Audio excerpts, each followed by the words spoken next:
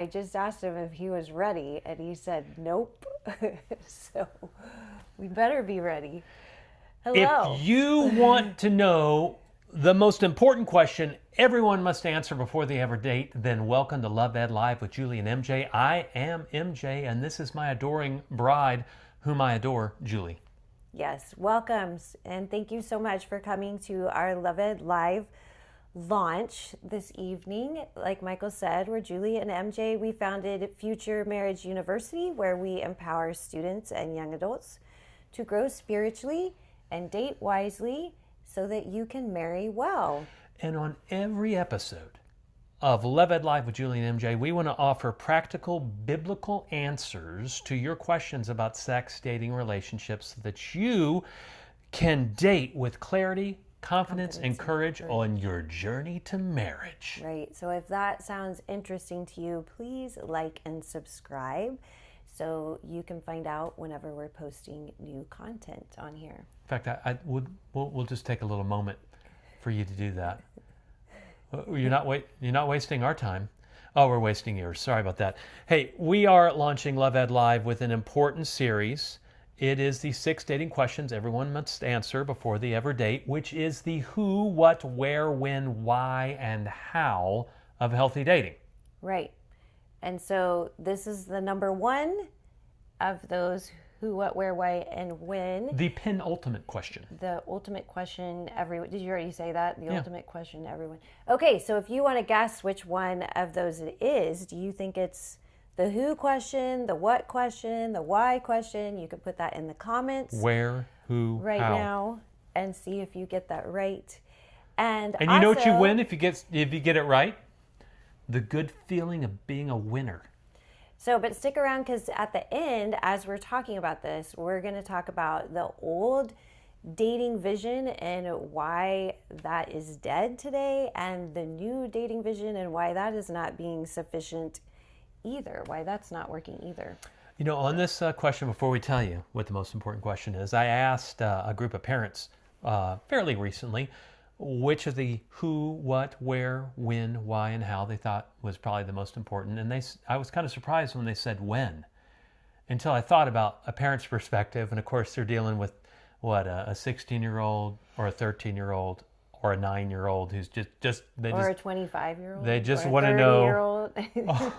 I was thinking like a younger kid wanting to get. It is a dating recession right now. Right? Yes, so, but I never thought about it from that. I was thinking from the angle of like a kid, like when do I get to? When do I get to? Or it could also be like, when is he going to? When is he going to? So great answer, but wrong. Actually, if you don't answer this other question, you won't get the right answer to your when question. Then I asked a couple of high school students just last week. I said, which do you think? Who, what, where, when, why, and how would be the most important dating question everyone must answer before they ever date? And they said the who question. And admittedly, you do want... Is it Barbara? It's a big... Well, I mean, not even just... I mean, obviously, if you're dating the wrong person, that's not good. But the most important question you need to answer about any life endeavor, it's not just dating, any life endeavor, is the why question. And any of you guys that have been in our classes would know that. You always say that in the class. Yes. Why? If the why is wrong, the when is going to be wrong, the who is going to be wrong, all of it's going to be wrong. Yet when it comes to dating, Jules, what happens? You don't ask that question. Why, Julie? Why will you not ask that question? We've been talking about this, obviously, and I was going to propose... like since 2003. I was going to propose specifically around dating that the why question, a lot of us don't ask that question, even us when we were younger, because it is such a cultural norm that just what you do. You reach a certain age. Yeah, I mean, it is just part of... What do you call those other than a cultural norm? It's just part of the paradigm. It's tradition. Part of coming of age. It's so many movies. And so whether you specifically are partaking in it or not, whether you specifically are dating, a lot of us don't even question why would you date? Because it's like, well, if you could get the chance, then of course you would be doing that. Yeah. Fair enough. So, it does occur to me that there is a time when everybody asks the why question about dating. And when is that? That would be after the breakup. Why, when God? they're regretting it. Why? Why? What went wrong? But speaking of, when I just said what went wrong, speaking of what, the why question addresses a veritable cornucopia of what questions. Stay with me. Don't get confused. Why is the most important question, but it's related. Cornucopia. When you answer these what questions, it's going to give you a great why. What is your motive? Because wrong motives are going to compromise the most worthy mission every single time. You want to witness to your neighbor? Great. You want to do it because you think you're going to get points in heaven? Bad. I was going to say, motive is like one of the most important things in Christianity, right? Yeah. Because you have the wrong motive, then you could end up being religious. Legalism. Looking good. Yeah. So motive is huge. What is your vision? And this is about the big picture. A worthy mission will have a vision that is both, and we'll come back to this a little bit later, both realistic and inspiring.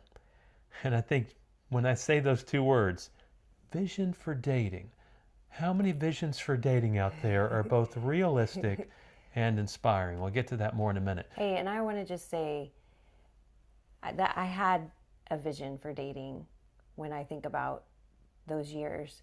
I had the vision for marriage, but then in dating, I would just get lost in the weeds of the details of dating. This relationship or that relationship going wrong.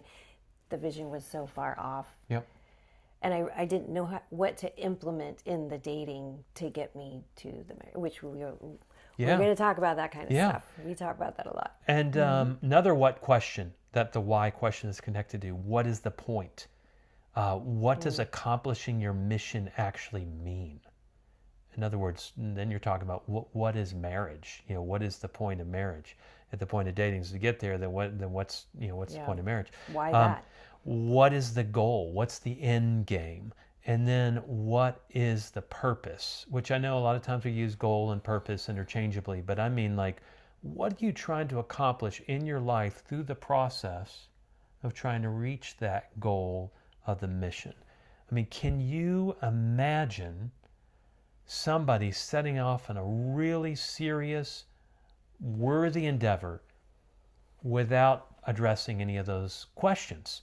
They don't know what their motives are. They don't really have a vision for what they're doing. They don't know what the point is. They don't know what the goal of I feel like a lot of people went to college like that.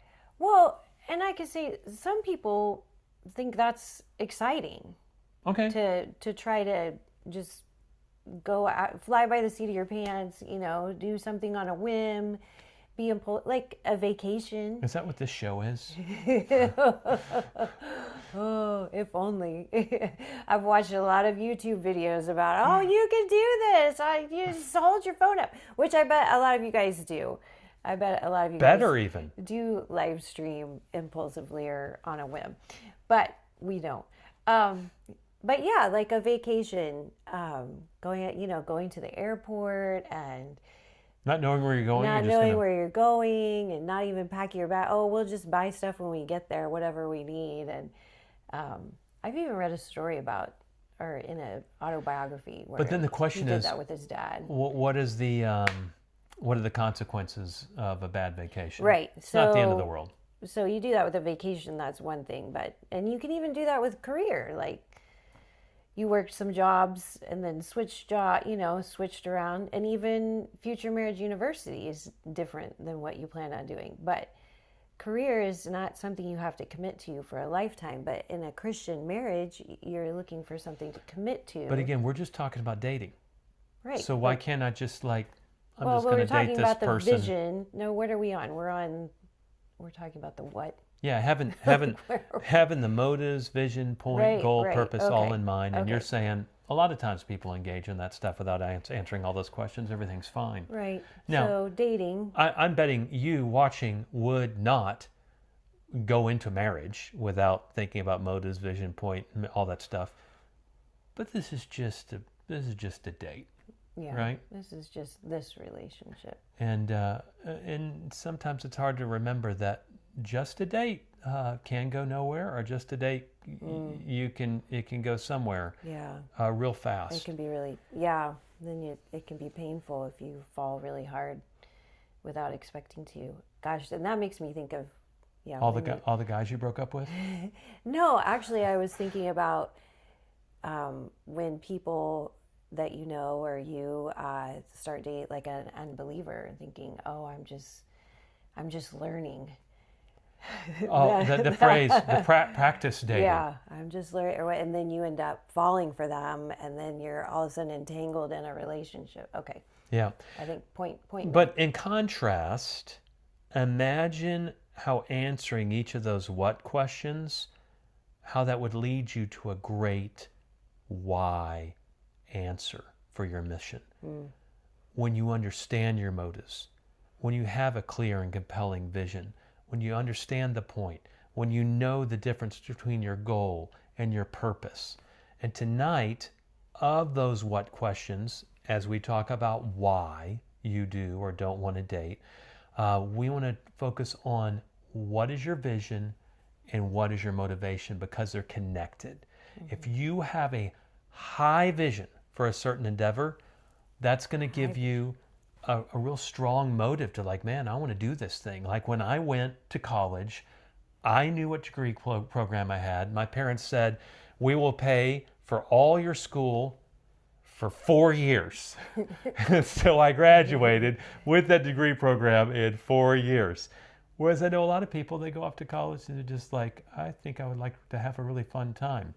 And a lot of those people wind up coming back after a year or two without their degree. Whereas a high vision inspires that high motivation. Proverbs 29:18 warns us, without a prophetic vision, the people perish. Which sounds a little dramatic. And that is actually the most dramatic interpretation of that word, which the Hebrew word is Para.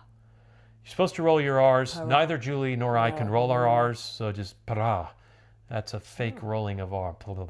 Anyway, but it can also be interpreted cast off restraint or run wild. So let's just put all of that all together and say that without a prophetic vision, the people cast off restraint and run wild until they die. Wow. Is that a description of today's? Or they could be swiping. Swiping wild. Swiping until you die. So yeah, a lot like Is the contemporary Wild dating. West. You know, middle schoolers date without dating. High schoolers, college students just hook up without dating. And 20-something-year-old, 30-something-year-old, 40-something-year-old singles date online without ever going on dates. So, we're lacking a vision. When I left for college, I did not have a vision for dating. But I did have a goal, and that was to get a girlfriend. Because I'd wanted one since I was in 3rd grade. Well, I could say you said you had a vision for dating. No, I didn't have a vision. I just had a goal. Okay, you had a goal. Okay. I was just going to say, because you didn't date in high school. I didn't. But I did. Yeah. And yet I still had a unthought through vision of what dating was going to be like. Okay, share what your goal was, though. So I'm going to get a girlfriend. So I think I found her, first semester of freshman year. I thought, man, this is good. You know, I did have standards. Wasn't me. It wasn't. I did have standards. Number one is, we call them the 3 H's now. Well, Julie doesn't call them that, I did. But the first one is she needed to be hot. The second one, right? The second one, she needed to be holy. And I mean that very sincerely. I really did love Jesus, and I had a real relationship with him. did. I still do, even today, by the way. He just hasn't heard from me in a while. Kidding. But and I didn't want to date some girl that didn't have that. On our first date, he asked me to tell me my testimony. I'd never been asked that on a date before. Wow. And then the third H was horny. Yeah, like, that's not my favorite. Your But favorite. I was looking for a wife Did you guys eventually. hear that? Did they hear Horny. me? I wanted her to be hot, holy, and I wanted her, when we got married, to just be like ready to get on and on and on until the break of dawn, day in, day out. You and your alliteration. So, which incidentally reveals my vision for marriage, doesn't it? So you seem to think that marriage is about having sex. Well, yeah, I guess, honestly, yeah. With a hot, holy girl. That said, junior year, I still had no girlfriend. I had lots of friends that were girls, like this one right here. But my mom gives me this book, Christmas of my junior year in college. I thought it was a marriage book. I thought it was the lamest Christmas present I'd ever received.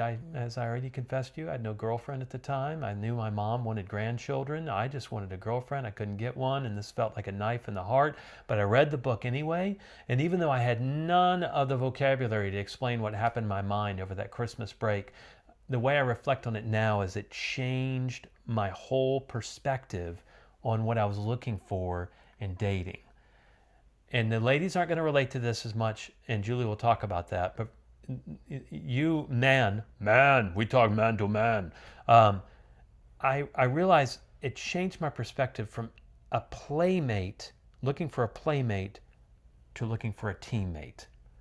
Instead of looking to just get it on, I want somebody that I can get it on with, not before marriage, but definitely after marriage. Mm-hmm. I learned, I think I want to find somebody I can get along with. Instead of a lust sort of motive, it was like, I want to find somebody that I actually really like. Instead of being driven by desire, this one marriage book made me realize, wow, I better be more driven by devotion. And by the way, that works both ways. Like, not just, because it's a lot of times desire feels like love, right? Oh, that guy is interested in you. Mm. That one guy that you just kissed on the sofa, and you're dating just like that. You remember that? So, but desire feels like love, but is it really? Whereas devotion, that sounds more like, 1 Corinthians 13 kind of love. Sacrifice. So it changed also my perspective from this like kind of physical attraction to realizing I wanted a multifaceted attraction, that I'm like, I'm attracted on all these levels. So instead of a supermodel, I was looking for a superwoman.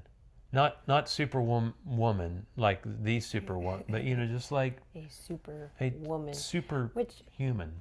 And I would say I haven't thought out all of my motives as thoroughly as you have, and I definitely am not good at the alliteration and metaphors as you are. I mean, that was pretty good. The superwoman, what was it? Supermodel, superwoman. Supermodel, superwoman. I describe someone watching. Someone watching, like, oh my gosh, that's me. I want to get it on. Lust, desire, really physical attraction. Identifies with that, but just trying to think through for talking about this is that. I think women are more relational, so they're more looking for a partner anyways, but where we maybe get caught up is in the romance, and that we want, so maybe it would be instead of Prince Charming, we want them to be handsome, we want them to be charming, we want to be romanced and attended to or whatever. And so, which are all good things. Well, yeah, but just not focusing just on that, and more someone to actually be on mission with. Ooh, I was thinking I like about that phrase. like, that we're going to be on mission, which makes me think of Gary Thomas and his Sacred Search, Sacred Marriage books, which are really great resources. Highly recommend if you Sacred haven't Search. Read those, but it is really for both men and women, switching what we're talking about, having a whole mindset change of what is your vision. And I think I really romanticized it, and candlelit dinners all the time. You will always be sweet to me or kind, and that's me. Yeah, we'll just always be besties, which we have been, but those rocky, all those child rearing years. It was the kid's fault. Are hard, but I think that's much more realistic and gives you a different perspective to be on mission together. So my mom gives me that book. I was looking for a girlfriend. Now I'm actually looking for a wife.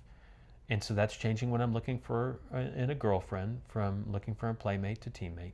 And so, again, I didn't have this language back then, but subconsciously, I looked at this girl and I was like, teammate. Like, I always thought she was cute. She wasn't as beautiful then as she is now.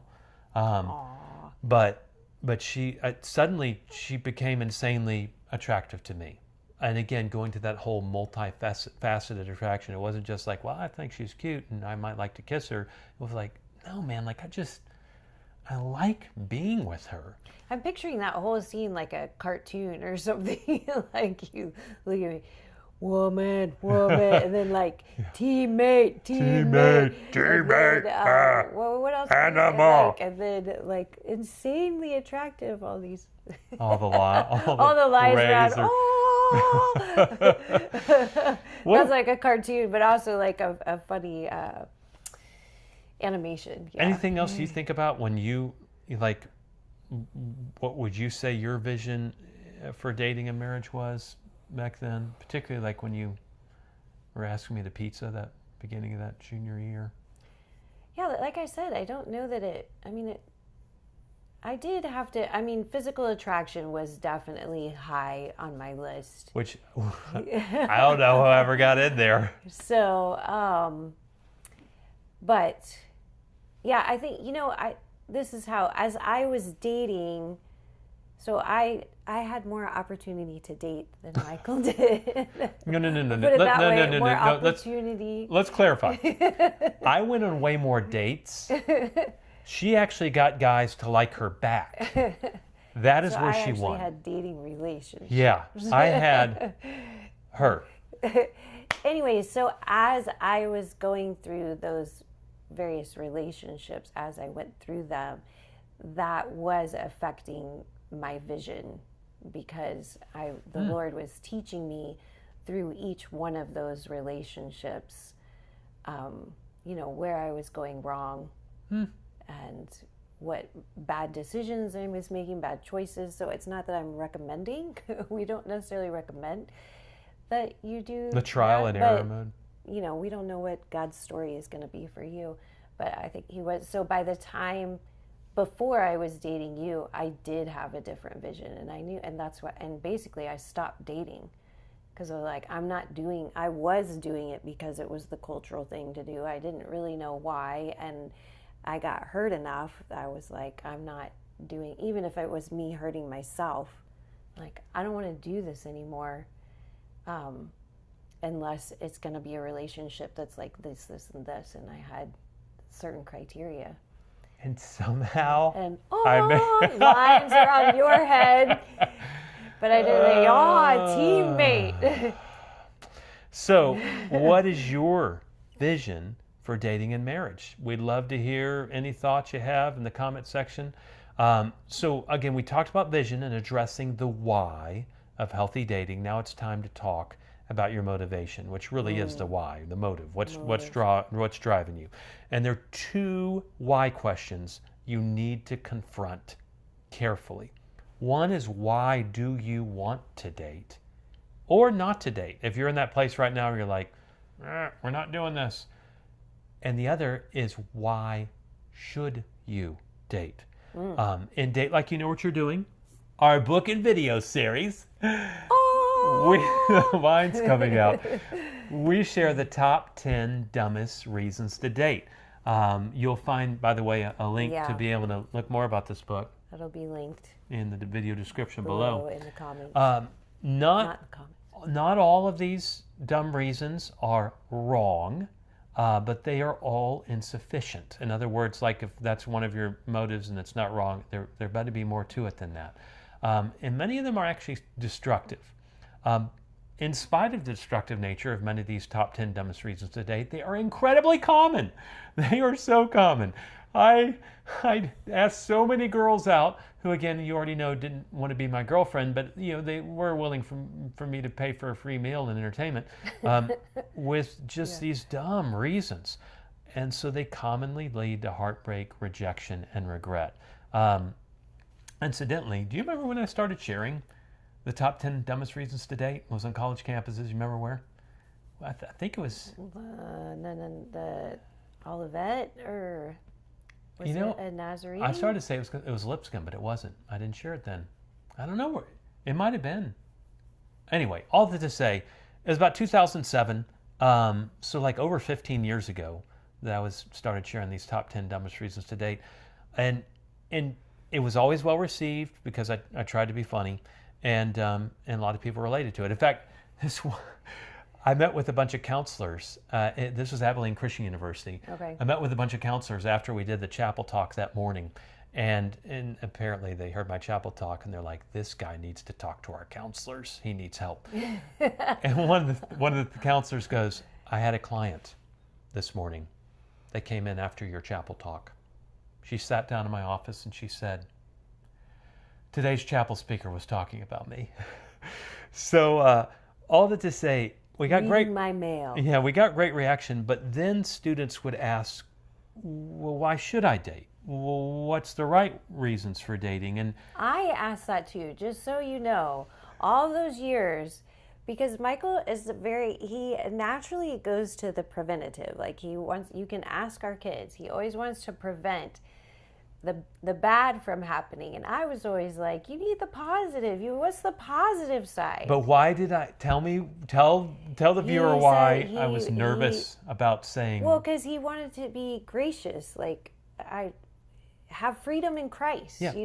Avoid these things. Yeah, don't do what's wrong, and then you have freedom to go out there and let God lead you.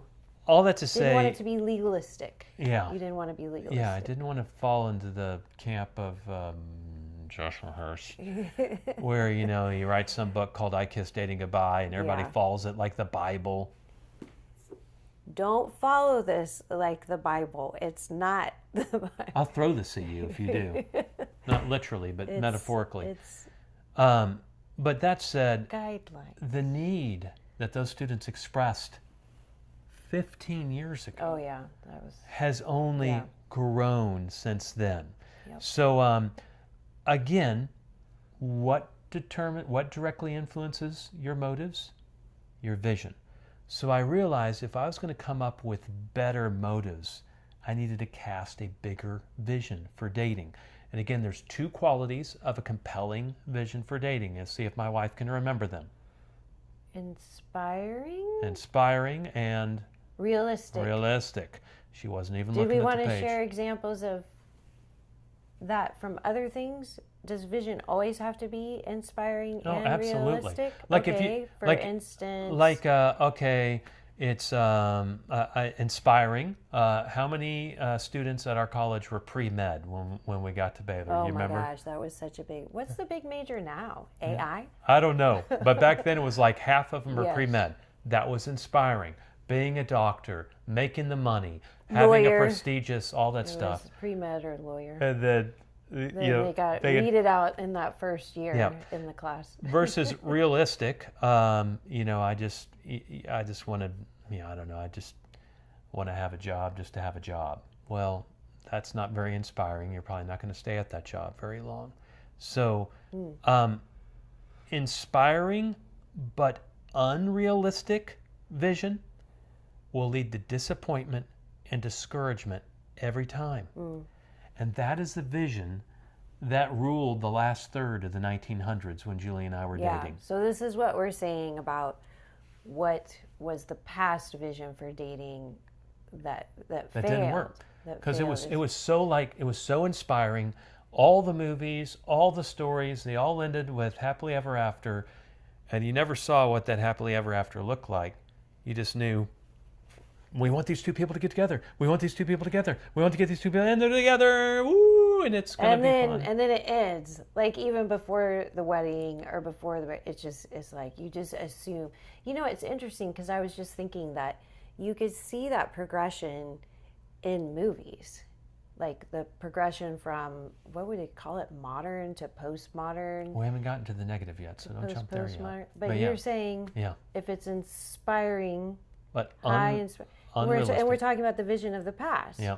That you could see that movement, that change, because in old movies, it's like the guy always gets the girl, they always get married, they always have a happy family, it's always the rosy, happy ending. But then I can think of movies like 500 Days of Summer.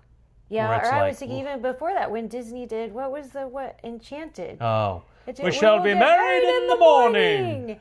And then that whole movie, it was a Disney movie, which, I mean, Disney was the epitome of the romance up until that point. And then it started mocking itself. Yeah.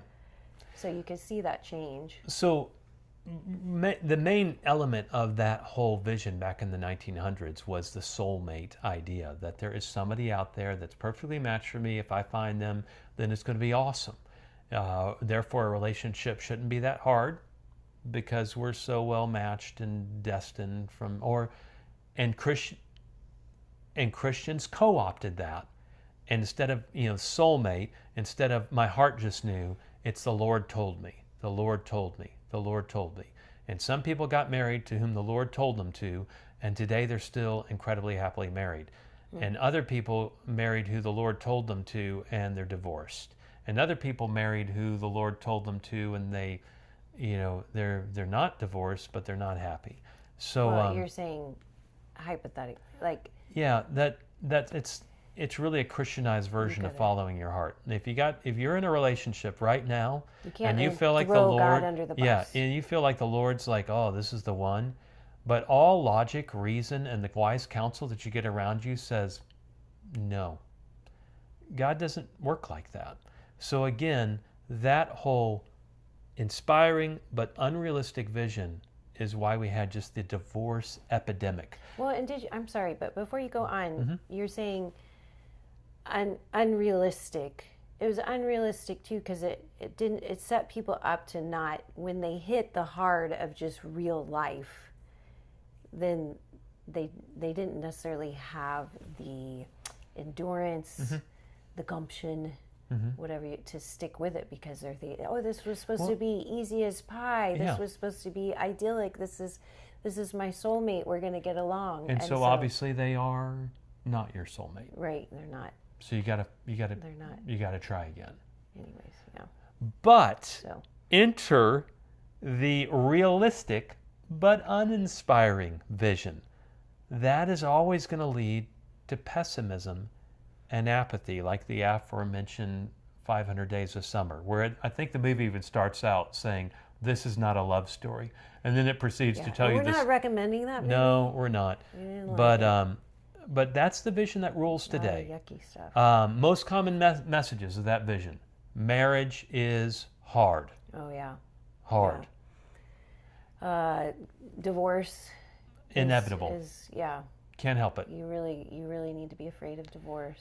Career is more important and rewarding. And travel, experiences. Yeah. Being independent. All of that. Can I just say, marriage is hard, but so is work, so is getting along at church, so is getting along with your family. I'm not saying it's difficult for me to get along with your family. I don't know your family, but I'm saying you probably. What are you saying about my family? Saying something about my mom? Would he get along with your family? You saying something about my mom? Bad math to my mother. No, I'm not saying nothing about your mother. I don't know who she is, but it's hard. He loves your mother. But hard things that are important are worth it. And so if you can enter marriage with something that's realistic and inspiring, so much better. Another message, what were you going to say? Well, are you continuing on that, or are you going on to the next point? Well, just go on. Well, I wanted you to finish, and then I was going to say why. Okay. Well, marriage is a patriarchal system. Okay. That enslaves women. That's a common message today. Ironically, there's also the message of marriage as an antiquated idea that emasculates men. So we've turned I just read another article from the Institute for Family Studies today about how you sent it to me. modern science is just turning men and women against each other, so we can't get along. Okay, well, so my thing did address before the thing about divorce, that we have this supposedly realistic vision of marriage that says, oh, it's so hard and divorce is so common. And yet, well, one thing is that divorce is on the decline, though there's all kinds of reasons of why that is on the decline. And it's Massive actually, decline. Yeah. But just that thing of marriage being oh so hard, and we don't have a good chance, you know, that your generation, that I know I hear this from our millennial friends, from our millennial children, and also from Gen Z, that, you know, the chances are just really high that we're going to get divorced. Actually, what's really hopeful for you all is that you really have a great chance, not only statistically and research, if you go to the Institute for Family Studies and look and see what they're saying, but also this is a type, they have been studying marriage for so long now, and there is so much research and data and resources and counseling and all that. These next two generations have more hope, I think, than ever before. And that's not just me who's saying that. These are things that I'm reading too, and they're looking at it realistically. Actually, realistically, you have a better chance if you're really have a, like we're talking about, a realistic and inspiring vision for what marriage really is. There's so many tools, and I feel like I'm saying the same thing over and over, but there is a lot of hope because of that. So the result of this realistic but uninspiring vision for marriage is the hookup culture. In a survey of never married fundamentalist adults, who goes Why around? do they use that term? I don't know, but that's just what it was in the research. Fundamentalist. I'm I a don't know fundamentalist. anyone that says I'm a a fundamentalist adult. But anyway, conservative. The point is, these are not just religious people. These are like theoretically the most religious of religious. 86% of females and 82% of males had at least one sexual partner prior to marriage. 57% of females, again, these are people that describe themselves as married fundamentalist Christians. Wait, oh, they're married. Okay, so this is after. Yes. No, excuse me. No, survey of never married fundamentalist adults. Sorry. Never married fundamentalist adults. 57% of females and 65% of males had already had 3 or more sexual partners. Wow, I didn't know it was that high. Cohabitation? 3 or more. The majority of Christians believe that cohabitation is fine as long as you plan to marry. Which, have you ever known a 16-year-old with their first boyfriend or girlfriend that planned to get married? So, I mean, it's just a comical. Well, if you're planning to get married, yeah, whatever. So basically, 57% of females, 65% of males who say they're fundamentalists, Christian adults, are like, yeah, well, as long as you're planning to marry. By the way, can we just say something? The research now doesn't show that you're probably going to get divorced. You want to tell them what the research tells them now about marriage? I'm not. It's not coming. What? But you're probably not going to get married. Oh. I think I read a third. Will never marry.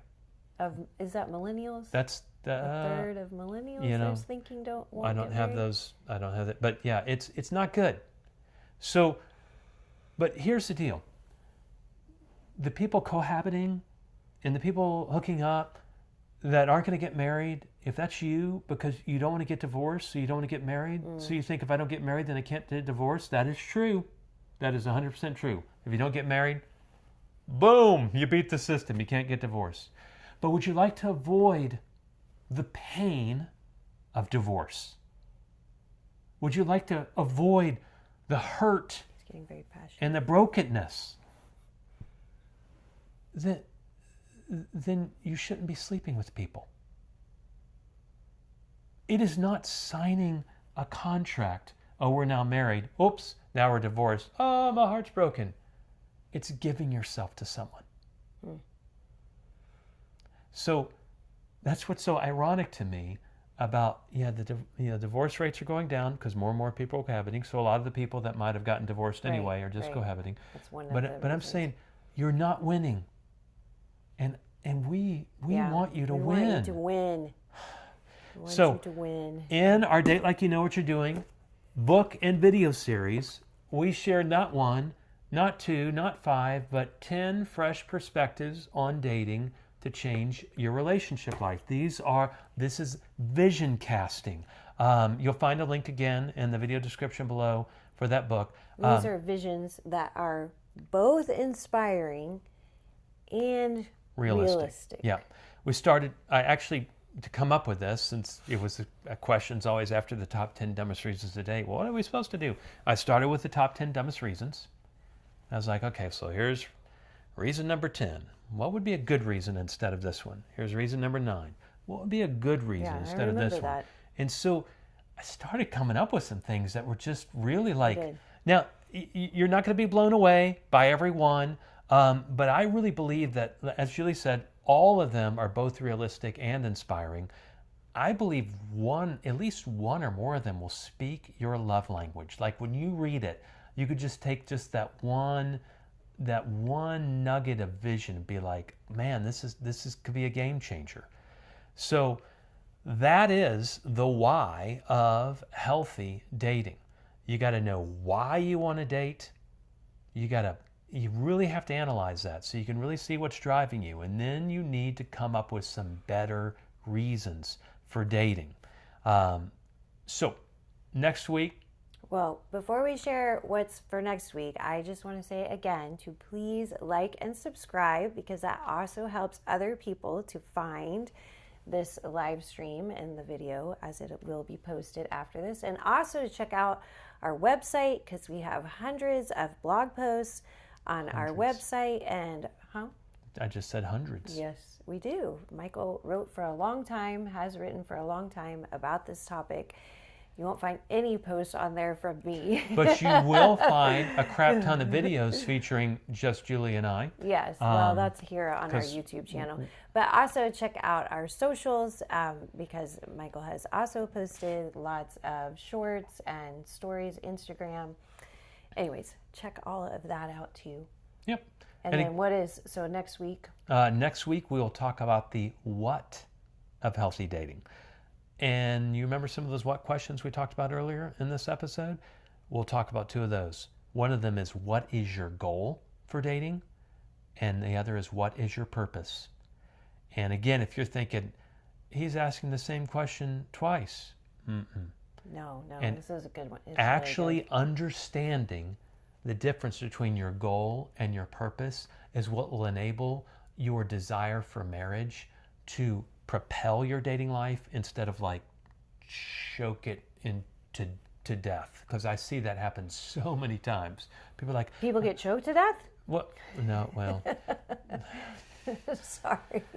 I was trying to be funny, anyway. and then it sounded like, then I was like, that's kind of. Gosh.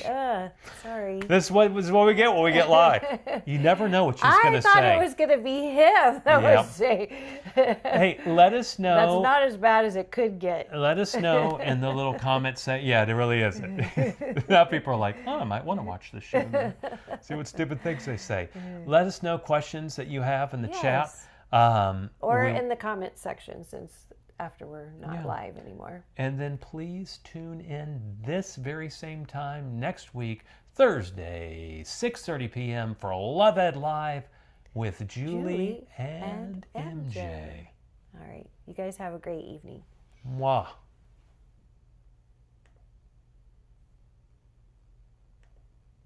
We had nobody watch or nobody comment.